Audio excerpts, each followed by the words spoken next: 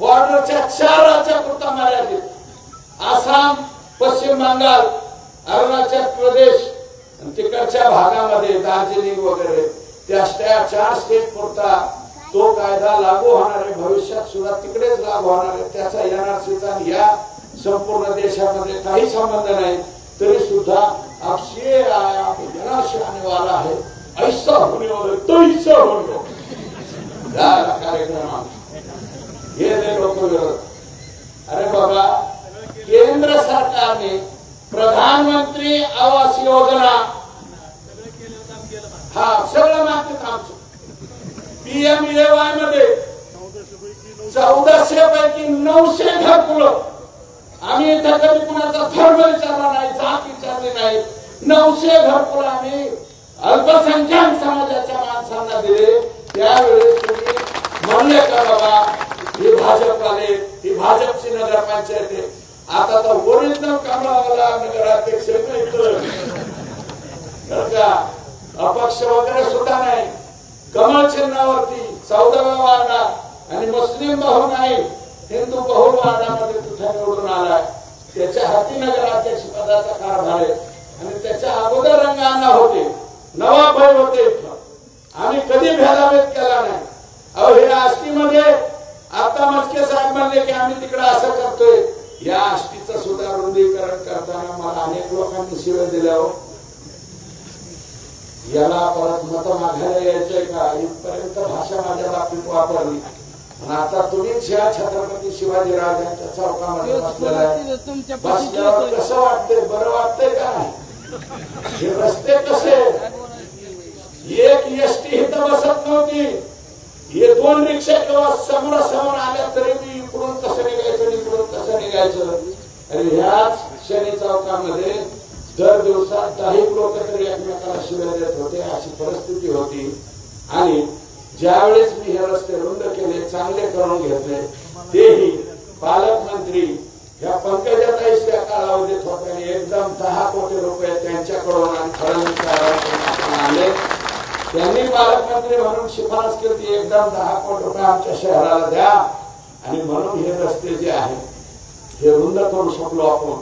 आणि आता जरा बऱ्यापैकी वाटतंय. आता कसं वाटतंय, बरं वाटतंय लोक, कारण हे लोकांचे व्यवसाय सुद्धा वाढले. बंजर आमचे असते होण्याची परिस्थिती झाली. परंतु 1400 घरकुलं नंतर कुणाचे असे घरकुलं आल्याच्या नंतर टकाटक असतील त्या ठिकाणी व्हायला. कायम पाण्याचा प्रश्न होता. आपण इथं 5-5 कोटीच्या दोन्ही शहराला योजना केल्या, रंगांना तुम्ही आणि अशोक पण इथं बसलेला आहे. दोन्ही शहराला पाणी पुरवठा केला.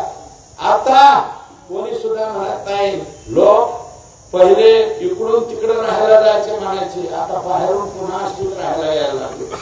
कसे येत आहे हे कृपा जी आहे नरेंद्र मोदींनी प्रधानमंत्री आवास योजना ही योजना चालू केल्यामुळं या ठिकाणी झाली.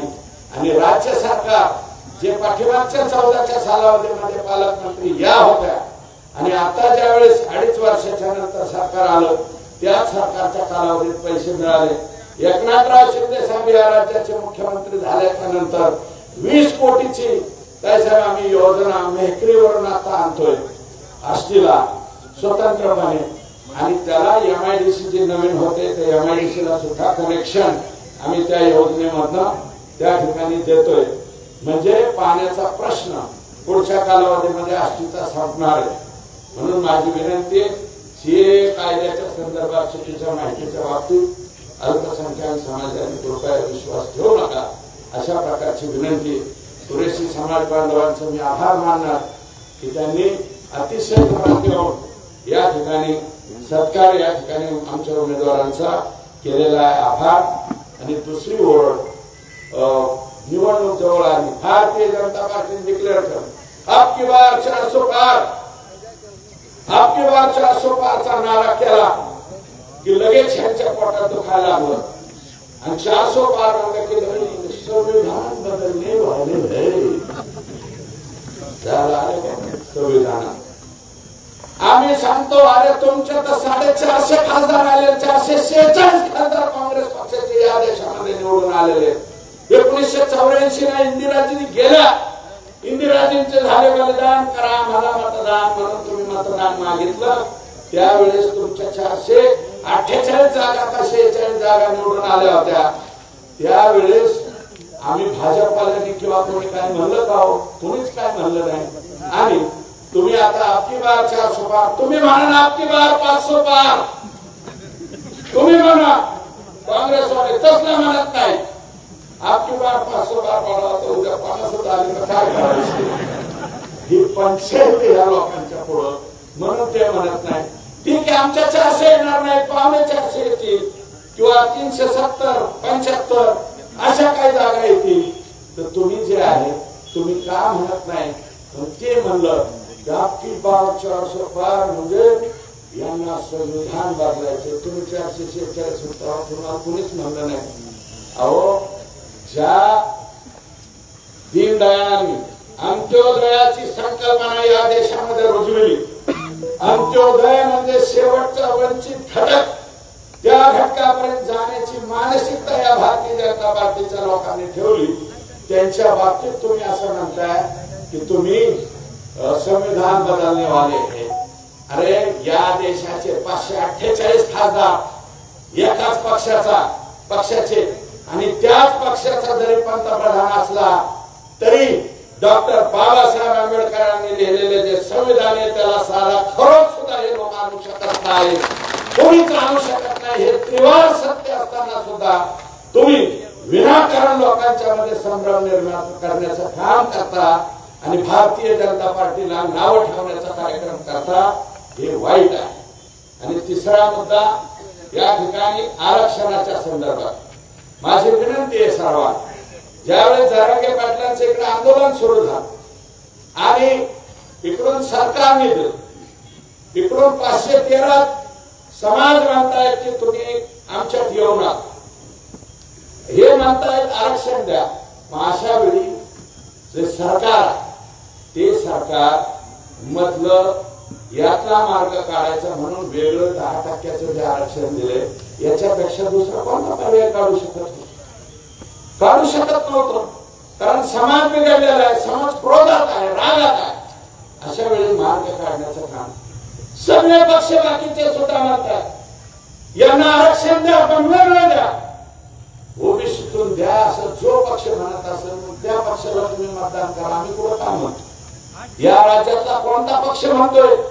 शरद पवार साहेबांचा पक्ष म्हणत नाही, उद्धव ठाकरे साहेबांचा पक्ष म्हणत नाही, हे सुद्धा म्हणत नाही, कुणीच काय म्हणत। मग तुम्ही उठून फक्त भारतीय जनता पार्टीवरती आणि ज्या एकनाथ शिंदे साहेबांनी अतिशय प्रामाणिक प्रयत्न या आरक्षणाच्या संदर्भामध्ये केला, त्यांना सुद्धा तुम्ही नाव ठेवण्याचं काम त्या ठिकाणी करताय। हे मला आमच्याच इथले पहिल्यांदा ऍडव्होकेट आपल्या याचे युवाई टाकर सिंगचे व्याही जे होते संभाजीराव म्हसे साहेब, कैलासवासी संभाजीराव म्हसे हे राज्य मागासवर्ग आयोगाचे पहिले मराठा समाजाचे अध्यक्ष म्हणून नियुक्ती या राज्यामध्ये भारतीय जनता पार्टीच्या आणि कोणत्या मुख्यमंत्र्यांच्या काळात झाली हे सुद्धा तुम्ही पाहावं। अशा प्रकारची माझी विनंती। अधिकच काही न बोलता मी विनंती करणार आहे, आपल्याला हात जोडून पाया पडून मतं मिळवायची, ते मिळवण्याचा प्रामाणिक प्रयत्न आम्ही त्या ठिकाणी करू। म्हणून आपल्याला विनंती राहील या बाबतीमध्ये राग लोभ एकत्रित न आणता आपण सहकार्य करावं, अशा प्रकारची मी विनंती या ठिकाणी आपल्याला करणार आहे। आम्ही लोकांच्या पर्यंत जाऊ आणि विनंती करू। आम्ही एकच दोनच प्रश्न माननीय उमेदवार महोदयांच्या समोर मी मांडतो। माननीय ताई, हे रेल्वे स्टेशन जे आमचं आष्टीला झालंय त्याला कंसात चिंचाळा नाव जरा ऍड करा, कारण आमच्या चिंचाळकर लोकांची ही मागणी आहे। आष्टी कंसात चिंचाळा राहू, तो नंतर बदल करा, आताच नका। परंतु सगळी जमीन त्यांची गेलेली, त्या लोकांचं म्हणणं तसं आहे। आता आमळनेर सुद्धा आपण केले कंसात भांड्याची, कारण आमळनेर दुसरं एक स्टेशन असल्यामुळे अडचण आली। आताच्या खासदार त्यांच्याकडे पत्र देऊन आम्ही ते दुरुस्ती त्या ठिकाणी केली पाटोदा तालुक्यातली, पण ही दुरुस्ती आपल्याला इथं करावी लागेल। आणि आष्टीला जर भविष्यामध्ये माल वाहतुकीचं किंवा शेतीच्या मालाच्या ट्रान्सपोर्टचं सेंटर जर आपण इथं उपलब्ध करून दिलं तर आमची ज्वारी, बाजरी, इतर पिकं शेतकरी जे घेत आहेत ते सगळ्या पिकाला इथल्या इथून आम्हाला ट्रान्सपोर्ट करता येईल। यासाठी मोठं काहीतरी मंजुरी इथे द्यावी आणि कड्याला सुद्धा त्या ठिकाणी द्यावी। दोन्ही स्टेशन आमचे मोठे करण्याचा प्रयत्न करावा आणि 46 किलोमीटर रस्ता सुरत चेन्नई हा रस्ता 46 किलोमीटर आष्टी तालुक्याच्या हद्दीतून जातोय। याला आष्टी शहराच्या जवळ एक्झिट एक उपलब्ध करून द्यावं म्हणजे आमचा तालुका जो आहे इकडे चेन्नईला जायचं म्हणलं की डायरेक्ट खडतर रोडने तिथं वर गेला पाहिजे, नगरला जायचं म्हणलं तरी वळून असा नगरला गेला पाहिजे, भोंग रस्त्यावरती त्या ठिकाणी जावा अशा प्रकारची आपल्याला विनंती करतो। आणि आपल्याला आपण अनेक कामं केलेले त्या कामांचा उल्लेख मी आता करत नाही, परंतु आपण जे आहे आपलंच मार्गदर्शन आता हवंय। जास्तीचा वेळ झाला, मी अधिकचा आपला वेळ घेणार नाही। तेव्हा येत्या 13 तारखेला 24 तारखेला आपला अर्ज भरायचा आहे। आपण जसं सांगाल त्याप्रमाणे आम्ही अर्ज भरायला येऊ आणि पुढच्या 13 तारखेला पंकजा गोपीनाथराव मुंडे त्यांच्या पुढचं चिन्ह आहे कमळ आणि कमळ या चिन्हाच्या पुढचं बटन दाबून पुढची 5 वर्ष त्यांना बीड लोकसभेच्या आपल्या खासदार म्हणून काम करण्याची संधी उपलब्ध करून द्यावी अशा प्रकारचे हात जोडून पाया पडून विनंती करतो। आपण सर्वजण माझ्या विनंतीला मान द्या अशी अपेक्षा ठेवतो आणि या ठिकाणी थांबतो। जय हिंद, जय महाराष्ट्र आणि तात्याचा जय भीम सुद्धा। धन्यवाद अण्णा। आष्टी शहराचा चेहरा आपण बदलला आणि आष्टी तालुक्याच्या जडणघडणीत ताईंनी आपल्याला किती मोलाचं योगदान दिलं हे पण सांगितलं। धन्यवाद अण्णा। आता मी बीड लोकसभेच्या उमेदवार आदरणीय पंकजाताई मुंडे यांना आपल्याला मार्गदर्शन करण्यासाठी पाचारण करतो। पंकजाताई मुंडे यांचा, पंकजाताई मुंडे यांचा। एबीपी माझा, उघडा डोळे बघा नीट।